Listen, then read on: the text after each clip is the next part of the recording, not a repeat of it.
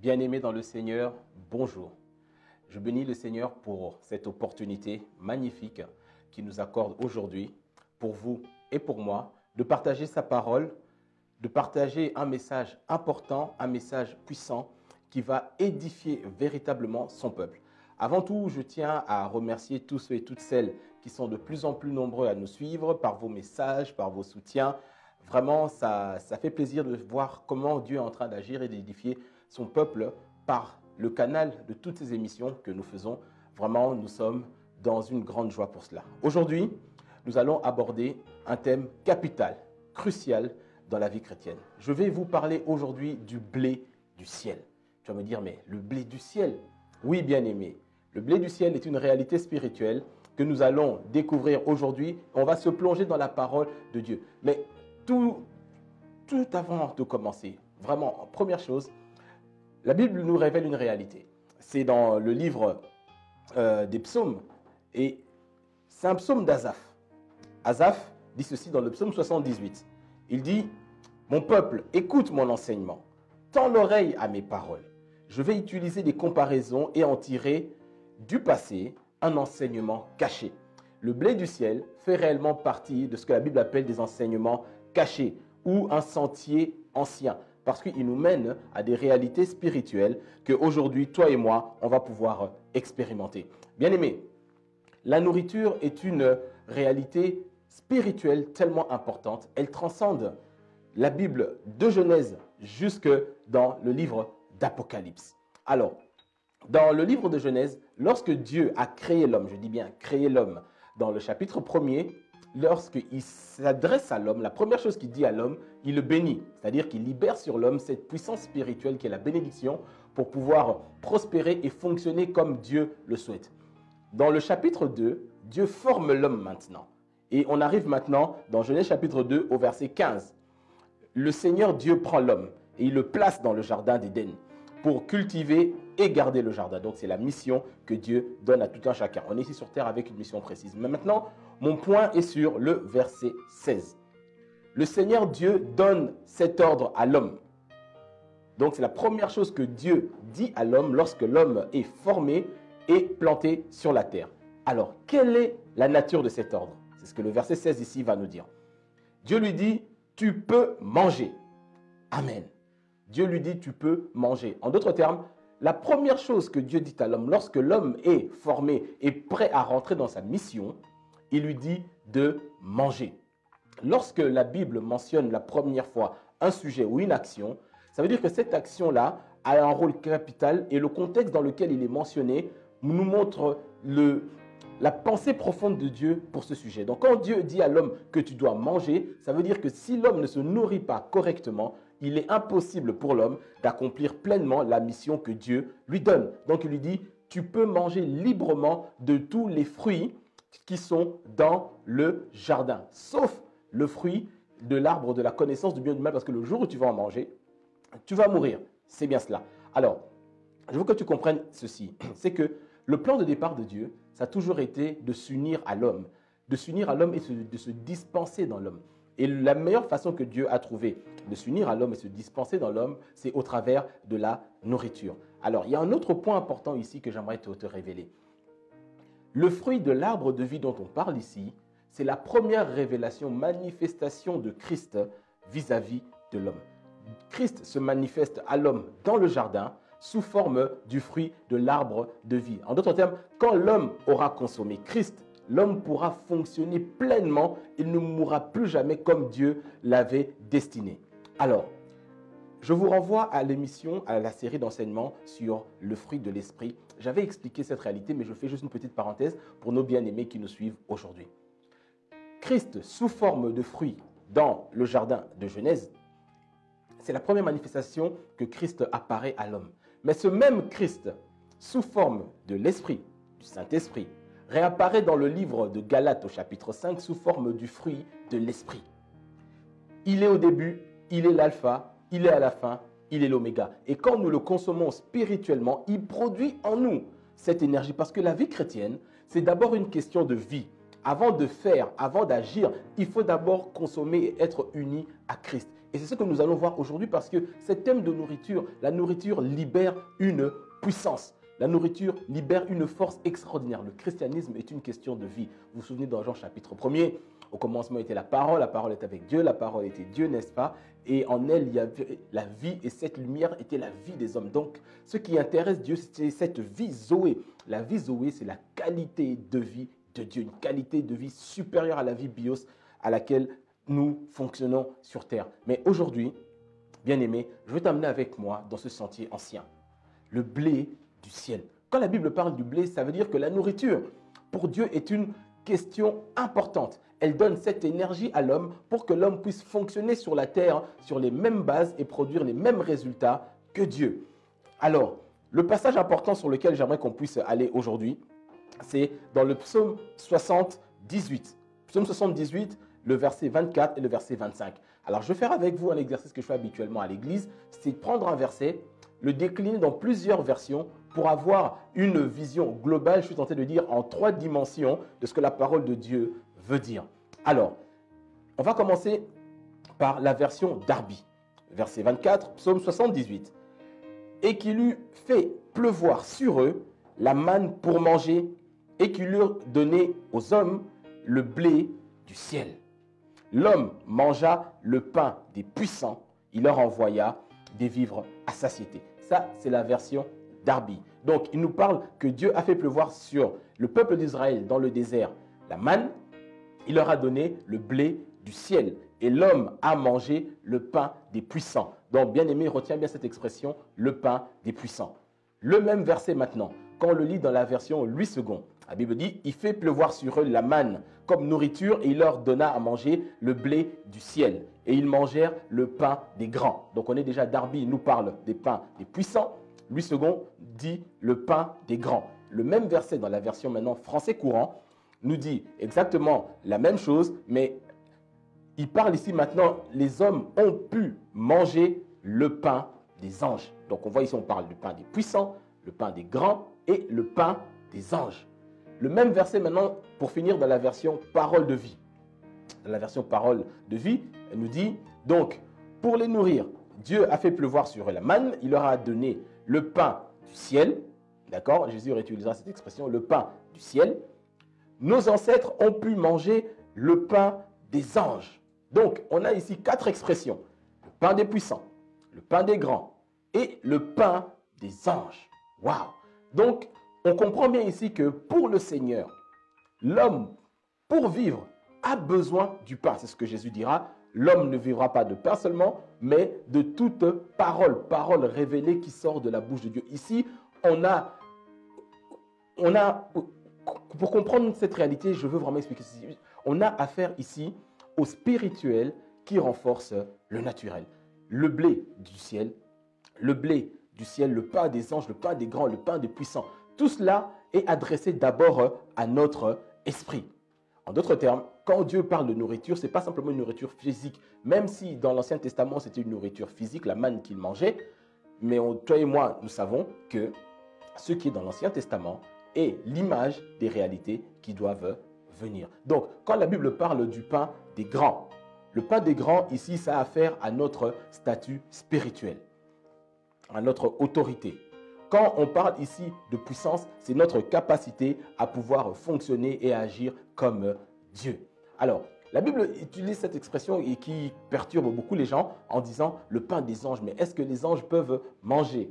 Alors, soyons bien précis sur cela. On est sur une réalité ici spirituelle. La Bible dit le pain des anges, le pain qui a été préparé par des êtres spirituels, dont Dieu lui-même est un être spirituel pour nourrir d'abord notre esprit. La définition biblique de l'homme, c'est quoi? C'est que l'homme est d'abord esprit, il habite dans un corps et il possède une âme. Donc, regardez, la Bible dit ceci dans le psaume 103, le verset 20.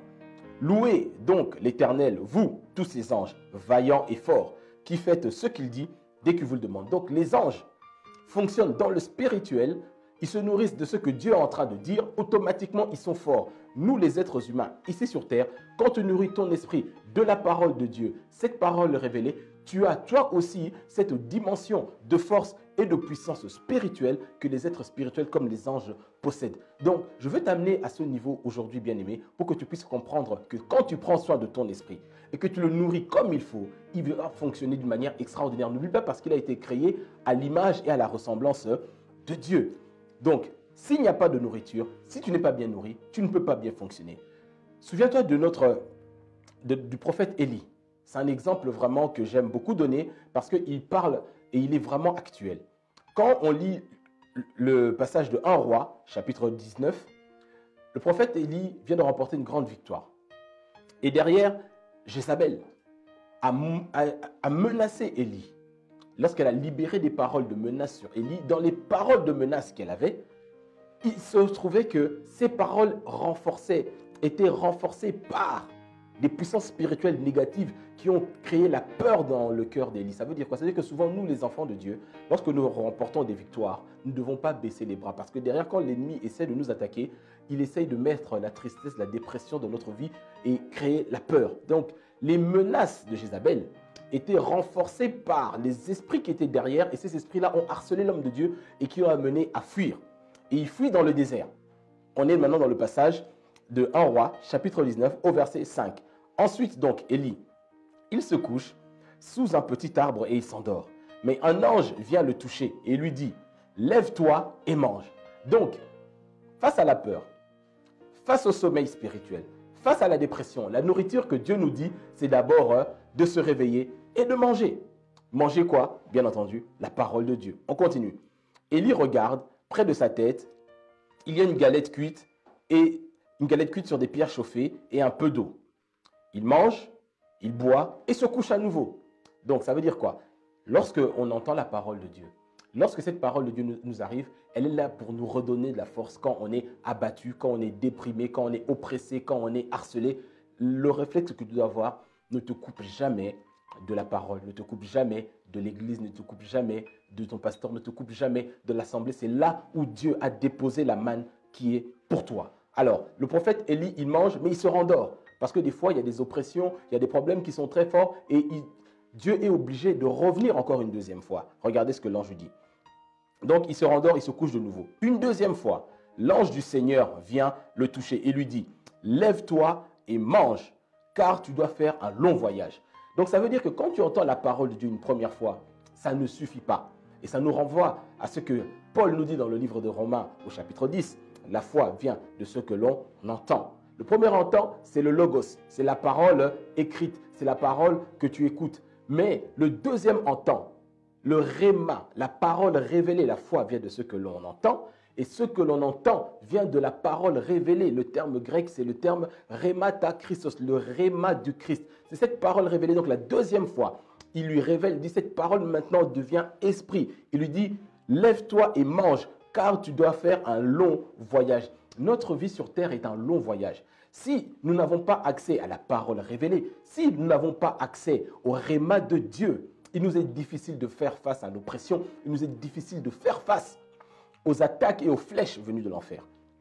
Il dit donc, lève-toi et mange, car tu dois faire un long voyage. Il se lève, il mange et il boit. Cette nourriture, écoute bien, lui donne des forces.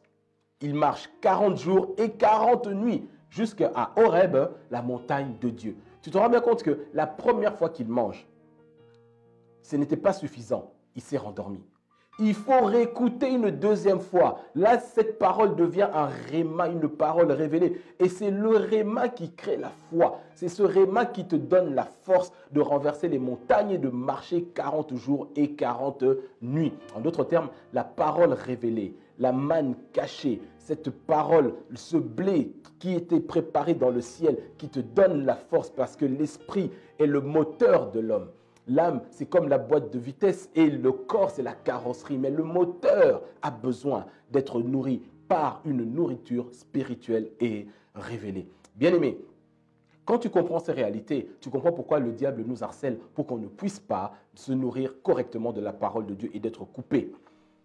Le but du repas du Seigneur, le but du blé du ciel, c'est de nous redonner de la force. Ça console, ça répare et ça nous permet d'aller vraiment de l'avant. Regardez, le Seigneur Jésus lui-même, tout en étant homme ici-bas sur terre, a eu aussi besoin de cette nourriture spirituelle. Alors, on va regarder dans Matthieu chapitre 4, lorsque Jésus a été tenté dans le désert. La Bible dit, « Alors l'esprit du mal laisse Jésus, des anges s'approchent de Jésus et lui donnent à manger. » Alors, il a été nourri physiquement, mais surtout, cette nourriture-là qui vient du ciel lui donna une force surnaturelle. Pourquoi je dis ça? La Bible l'explique très clairement par la suite. Elle dit au chapitre 4 dans le livre de Luc, au verset 14, donc après l'épisode du désert, « Jésus, rempli de la puissance de l'Esprit, retourna en Galilée et sa puissance et sa réputation,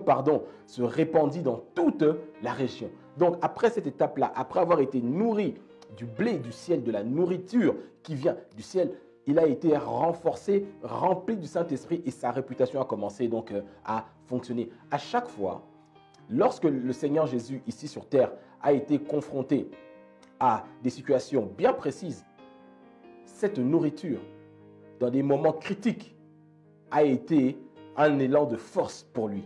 Dans le désert lorsqu'il a été tenté, mais la même chose se reproduit aussi dans le jardin de Gethsémani.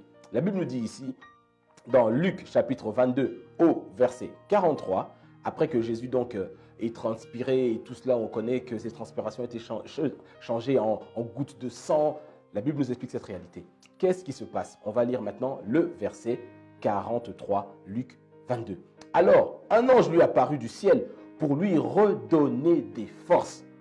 Pour redonner des forces, ça veut dire nourrir son esprit. Encore une fois ici, la nourriture spirituelle, le blé du ciel, le pain des grands, le pain des puissants, c'était quelque chose que Jésus avait besoin pour pouvoir confronter, pour pouvoir affronter le calvaire qui l'attendait derrière. Parce que humainement, le corps ne pouvait pas suivre.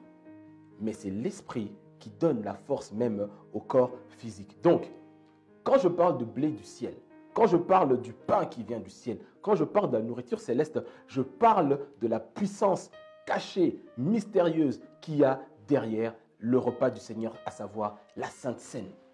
Donc, elle fortifie, ça permet d'opérer des miracles, ça redonne de la force quand on en a besoin. Jésus sur terre a fonctionné dans cette dimension-là.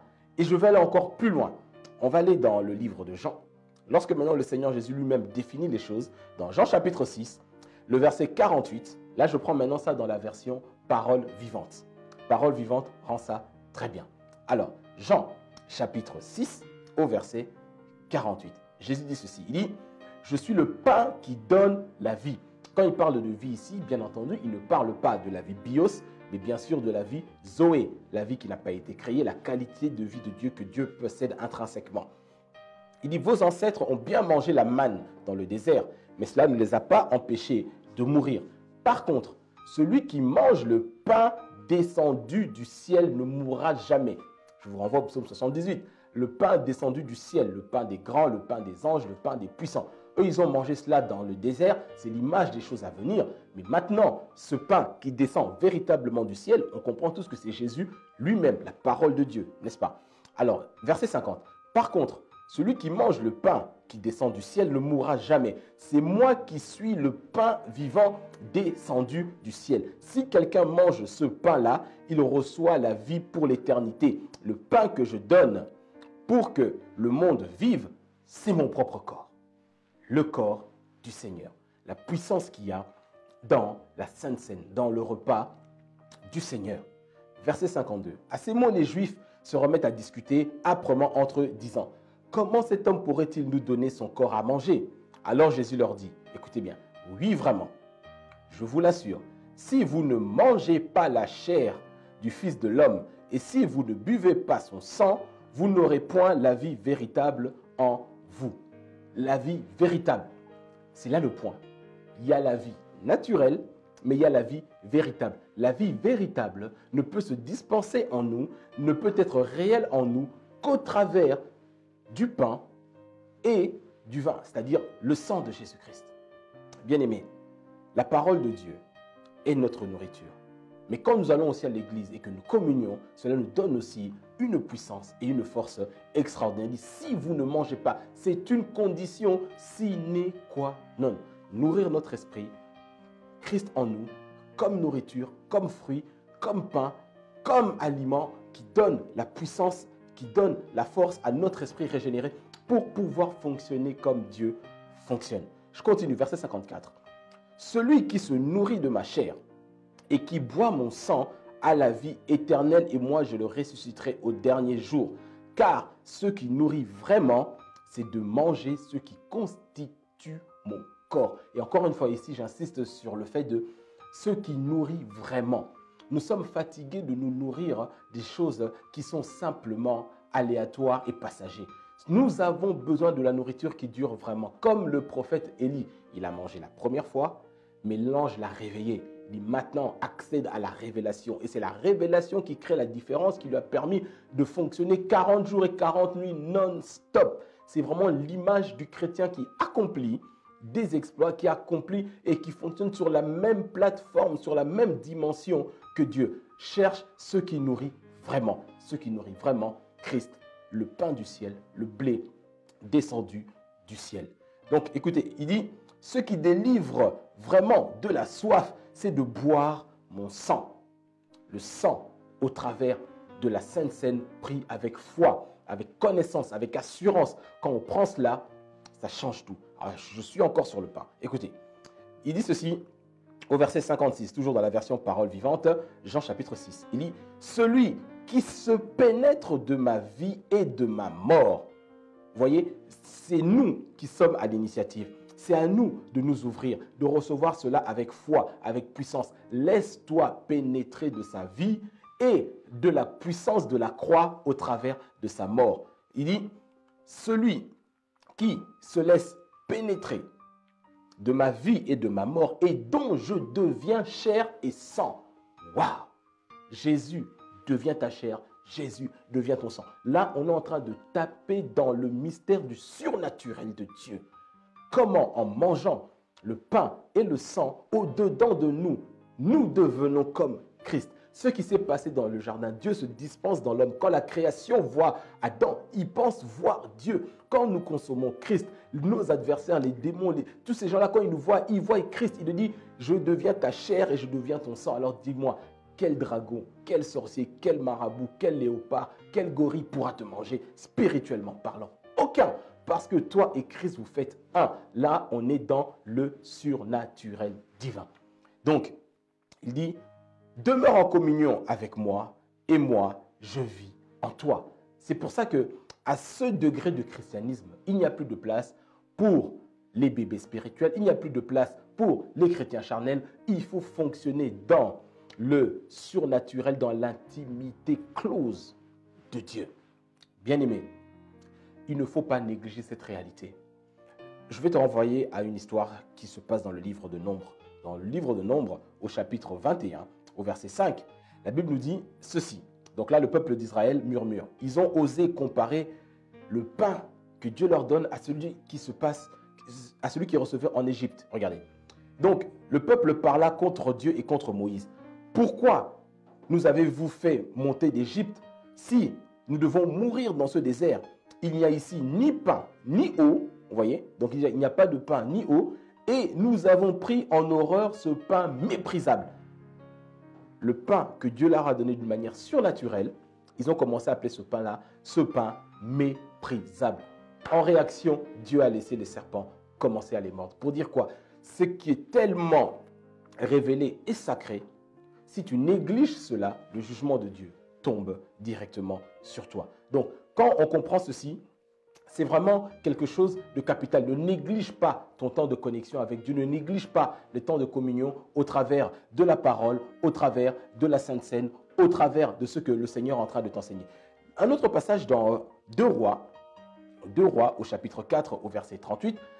L'homme de Dieu ici, c'est l'image de ce que Christ est pour nous. Regardez, Élisée, donc 2 Rois chapitre 4, verset 38. Élisée est revenu au Gilgal. À cette époque, il y a une famine dans le pays. Les membres du groupe des prophètes sont réunis autour de lui et il dit à son serviteur, mets la grande marmite sur le feu et prépare-nous une soupe. Alors, un des prophètes va dans les champs ramasser des plantes. Il trouve une plante sauvage qui produit des fruits. Il les met dans son vêtement. En rentrant, il les coupe en morceaux, puis il les jette dans la marmite. Personne ne sait ce que c'est. Quand on sert cette soupe aux hommes, Ils goûtent et ils se mettent à crier, « Homme de Dieu, la soupe est empoisonnée. Personne ne peut en manger. » Élisée dit, « Apportez de la farine. » Waouh! Il jette cette farine dans la marmite et il dit à son serviteur, « Maintenant, sers cette soupe et qu'il mange. » Or, la soupe est devenue bonne à manger. La réponse au poison qui est dans ta vie, Élisée est une image de Christ dans l'Ancien Testament. Le poison qui contamine ta vie, qui est en train de te tuer, la solution se trouve dans la farine. La farine sert à faire le pain, à faire le blé, à la parole de Dieu. Donc, ne néglige pas. Quand tu as des déceptions, la première chose que le diable est content de te voir faire, c'est de dire « Mais ça ne fonctionne pas vraiment, ces histoires de Dieu. Mais j'ai essayé, j'ai échoué, ça n'a pas marché. Pourquoi il n'a pas guéri tel? Pourquoi il n'a pas sauvé mon oncle? Pourquoi il a fait ceci? Je mets tout cela en pause. » Ça, il danse de joie quand il t'entend parler comme ça. La réponse, quel que soit le problème, se trouve dans la farine, se trouve dans le pain, se trouve dans le blé. Il y a deux éléments qu'il faut comprendre maintenant. Deux, le pain et le sang. Le sang de Jésus est tellement puissant. Le sang, c'est ce qui... Dans le sang se trouvent les caractéristiques génétiques de tout être humain.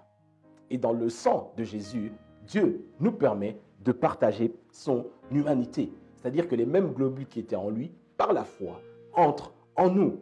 Et quand on prend le sang de Jésus, on a les mêmes résultats que Jésus avait. Ça, il faut vraiment comprendre cette réalité spirituelle. Le sang de Jésus a pour nous une résonance et une puissance extraordinaire. La vie qui était en Christ devient aussi notre vie. Ne négligeons pas cette réalité. La Bible nous dit que la vie se trouve dans le sang. L'identité d'une personne se trouve dans le sang. Quand nous communions avec Christ, sa capacité, sa force, sa vie devient notre capacité, notre force et notre vie. En Corinthiens 11, le verset 25, l'apôtre Paul dit, « De même, après le repas, Jésus prit la coupe et dit, « Cette coupe est la coupe de la nouvelle alliance scellée par mon sang. Faites ceci à chaque fois que vous en boirez en souvenir de moi. » En d'autres termes, le sang de Jésus, quand nous prenons la Sainte Seine, reproduit la même puissance qu'il y avait dans la chambre haute parce que le temps spirituel est cyclique. Comme les Hébreux disent, le temps est circulaire, il revient. Dieu a institué les fêtes à chaque année, 7 fois 7 ans, et on repart 7 fois 7 ans. Pourquoi? Parce que le temps revient. Et quand il revient avec la même puissance. C'est pour ça que je dis, à chaque fois que vous reprenez cette Sainte Seine en mémoire de moi, ma puissance se révèle de la même manière. Alors, un autre passage dans Zacharie chapitre 9, pour parler de la puissance du sang. Zacharie chapitre 9, le verset 12. Il nous dit ceci. On peut reprendre même le verset 11 pour t'édifier. En ce qui te concerne, à cause de l'alliance conclue avec toi par le sang, je vais faire sortir tes captifs de la fosse du puits sans eau. Revenez à la place forte, vous tous les captifs, pleins d'assurance, pleins d'espérance. Car aujourd'hui encore, déclare l'Éternel, je vous rendrai le double. Donc, l'alliance conclue par le sang te fait sortir du puits là où tu étais. Tu as un autre passage puissant dans Zacharie. Zacharie chapitre 9, le verset 12 nous dit ceci. Pour ceux qui te concernent, donc tu mets ton prénom, pour ceux qui te concernent, à cause de l'alliance conclue avec toi par le sang vient sceller l'alliance. L'alliance, Dieu s'engage dans ta vie.